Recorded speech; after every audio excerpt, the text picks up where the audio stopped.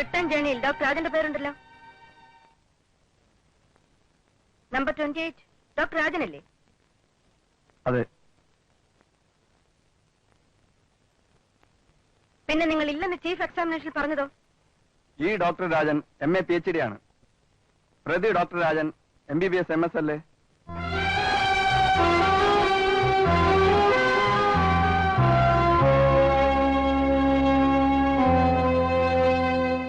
Any more questions? No, Your Honor. Your honour, Indian airlines officer mister AK അലക്സാണ്ടറുടെ മറുപടിയിൽ നിന്നും പ്രതി doctor Rajan June 16-ാം തീയതി സ്ഥലത്തില്ലായിരുന്നു എന്ന മൊഴി അടിസ്ഥാനരഹിതമാണെന്ന് തെളിയിക്കപ്പെട്ടിരിക്കുന്നു.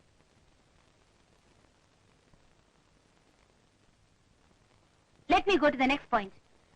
ഡോക്ടർ രാജന് MCH സെലക്ഷൻ കിട്ടിയെന്നും ജൂൺ 16-ാം തീയതി, അതായത് ഡോക്ടർ ഉണ്ണികൃഷ്ണൻ കൊല ചെയ്യപ്പെട്ട ദിവസം പ്രതി ഡോക്ടർ രാജൻ ബാംഗ്ലൂരിൽ 1ാം ടെസ്റ്റിന് പോയിരുന്നെന്നുമാണ് പ്രതിഭാഗം വാദിച്ചത്.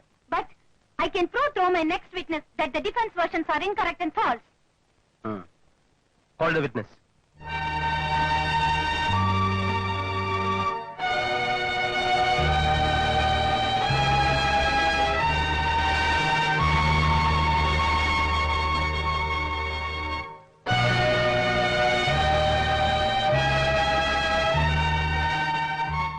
MCH എക്സാമിന് ആർക്കാണ് സെലക്ഷൻ കിട്ടിയത്?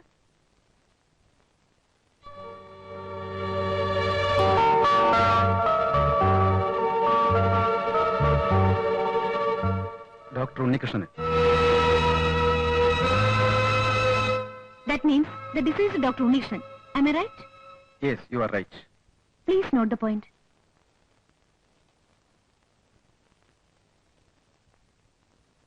MCHന് സെലക്ഷൻ കിട്ടിയ കാൻഡിഡേറ്റ്സിനുള്ള 1ാം ടെസ്റ്റ് ബാംഗ്ലൂരിൽ നടന്നത് ഡോക്ടർ ഉണ്ണികൃഷ്ണൻ മരിച്ച അതേ ദിവസം തന്നെയാണോ?